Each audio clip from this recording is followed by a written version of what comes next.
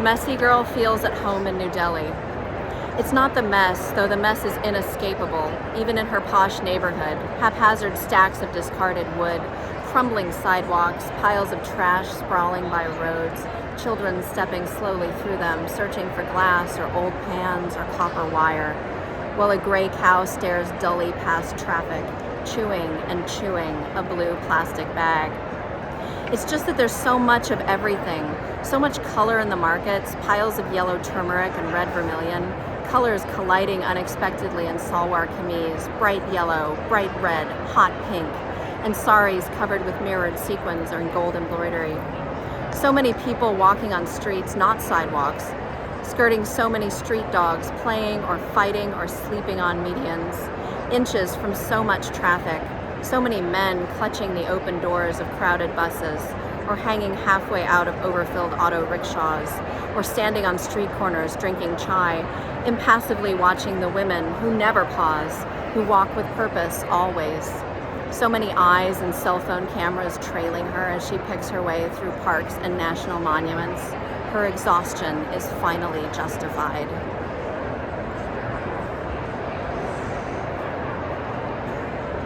I find you.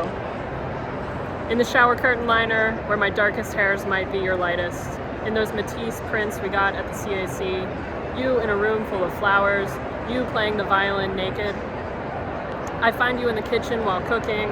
In the wooden spoons, spooning in the drawer. The steel-cut oats clogging the drain.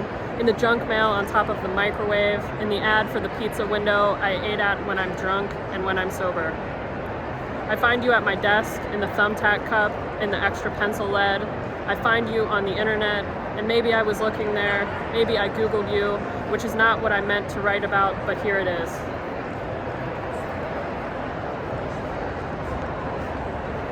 So much pollution.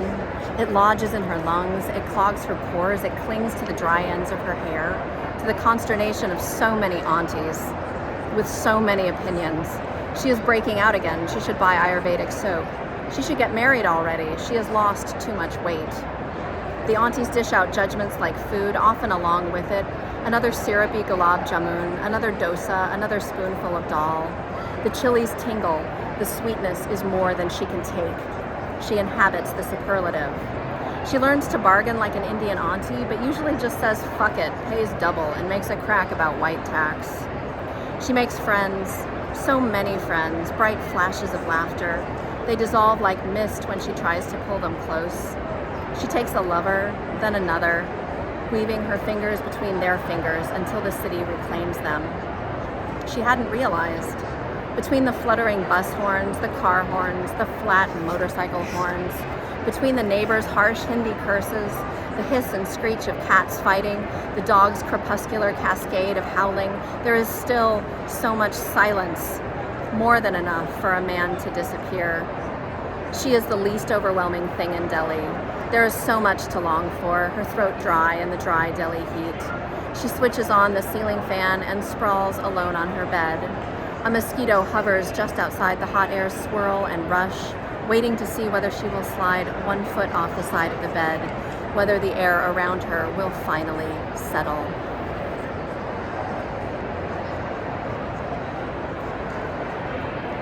I find you in the 3-day detox guide on Pinterest, in the blog post where you compare your new company to a popcorn kernel, in your ex-stepmom's new relationship status on Facebook, I loved her when you didn't.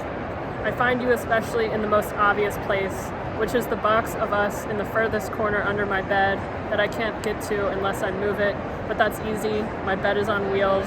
So I find you in the mixtapes, the movie ticket stubs, the picture frame I kept where I turned our picture around, but why? Now just the inscription in my face, I like the way you look at me.